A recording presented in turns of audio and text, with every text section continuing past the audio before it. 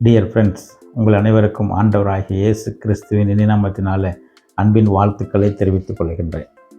என்னடா என்னமோ உட்காந்து ஏதோ சொல்ல போகிறோம் அப்படின்னு நினைக்கிறீங்களா? இங்கே என் முன்னாடி என்ன இருக்குன்னு பார்த்து உங்களால் கெஸ் பண்ண முடியுதா? சரி, நானே எடுத்து உங்களுக்கு காண்பிக்கிறேன்.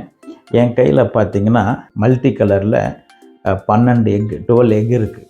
ஸோ இந்த எக்கில் என்னென்ன இருக்குது அப்படிங்கிறத குறித்து தான் நான் உங்களோட கூட பேச போகிறேன்.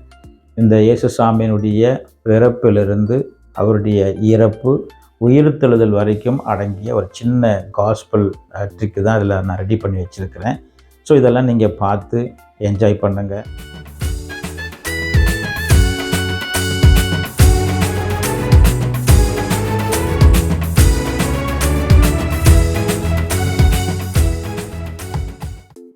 முதலாவதாக, பாவிகளை ரட்சிக்க கிறிஸ்து இயேசு உலகில் வந்தார்.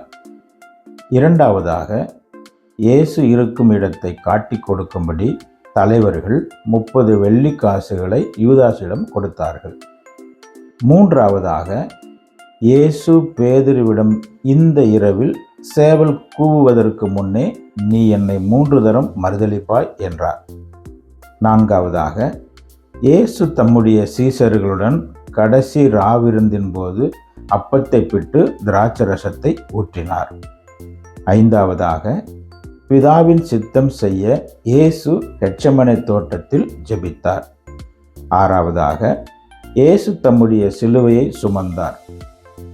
ஏழாவதாக, பின்பு இயேசுவின் கைகளிலும் கால்களிலும் ஆணிகள் அடித்தார்கள்.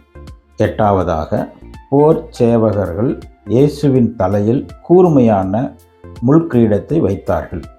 ஒன்பதாவதாக, போர் சேவகரில் ஒருவன் ஈட்டியால் இயேசுவின் விழாவிலே குத்தினான். பத்தாவதாக, யோசேப்பு இயேசுவின் சரீரத்தை துணிகளால் சுற்றி கல்லறையில் வைத்தான். 11ஆவதாக, இயேசுவின் சரீரத்தை கல்லறைக்குள் வைத்து ஒரு பெரிய கல்லை புரட்டி வைத்தார்கள்.